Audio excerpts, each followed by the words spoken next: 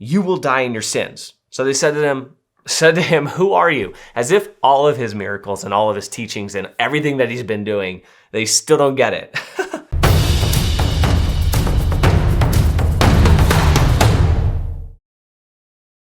What's up, everybody? This is Josh for Practical Theism. Today, I wanted to go over the daily reading for the New Testament. This is in the Gospel of John, chapter 8, verses 21 to 30. And in these passages, Jesus is actually making a very radical claim about his identification with God. Now, not just his identification with God, but the claim that he is God, but in a very Jewish context.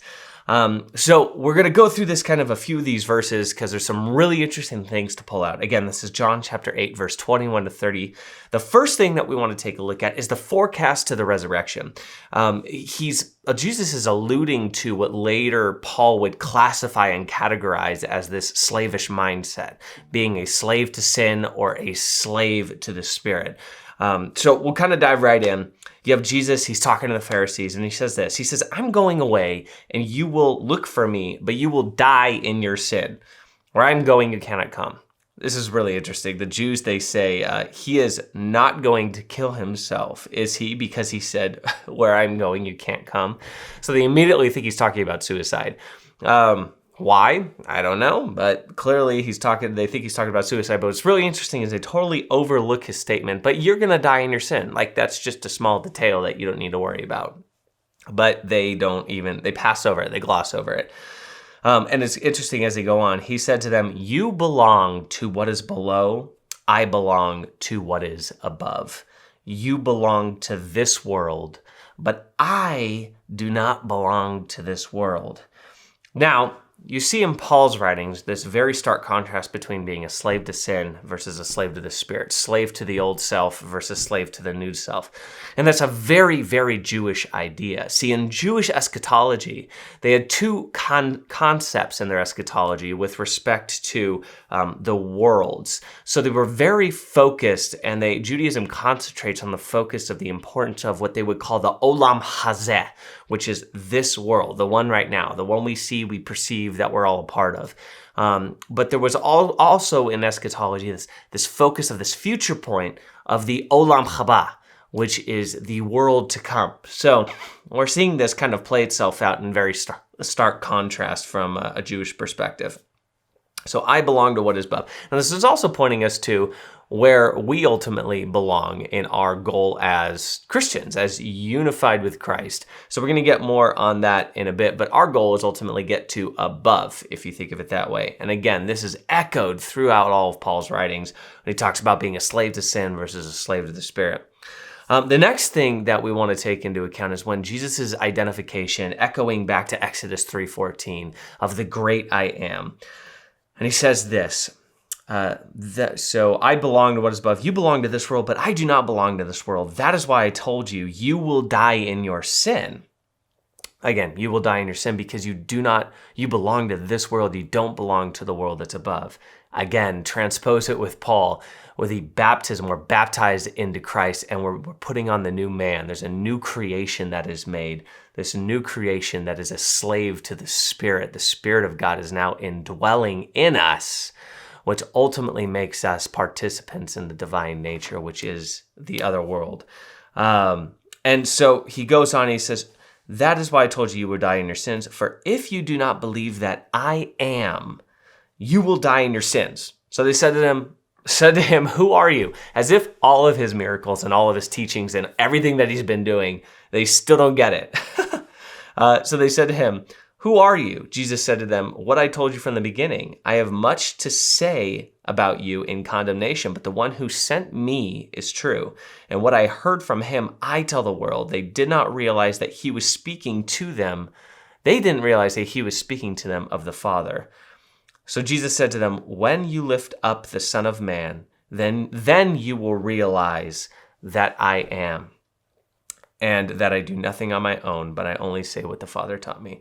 When you lift up the Son of Man, then you will realize that I am. Again, foreshadowing to the resurrection, or to the crucifixion of Christ. When they raise him up on the cross, then they will realize that he is who he says he is. But this identification with I am, this is really, really important. And sometimes we lose this because we don't fully understand the Old Testament scriptures. We don't fully understand the Jewish context.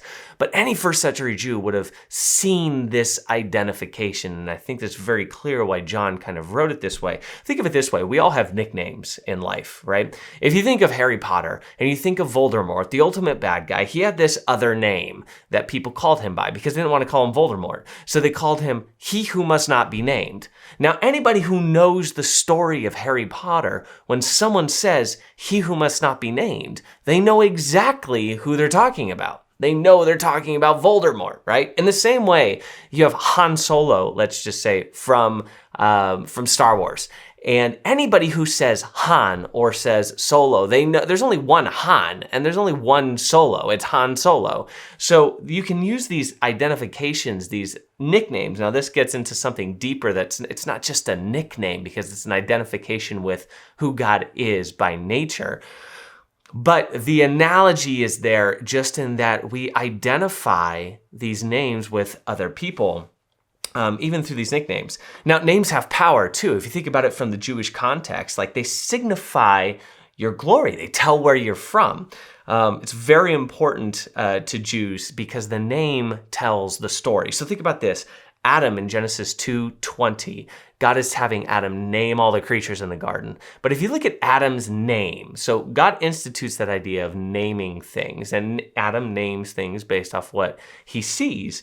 But even Adam's name comes from an interesting etymology. If you look at Adam and you look at the Jewish variation of it, Ha-Adam, it literally is pointing to the beginning of humanity. There's another variation of it too, Adamah, which means the ground. And we see that Adam was created from the ground, right? We have that beautiful passage in the Old Testament. You were born from ash, dust, and to dust you shall return, right? So Adam was birthed out of the ground, out of the matter that God created.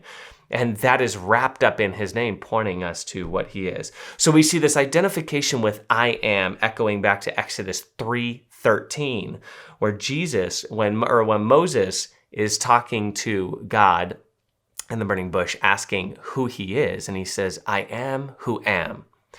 I'm going to go a little Aquinas here because that's echoing to Aquinas when he talks about who God is in his nature and his essence. And he says, God is ipsum esse.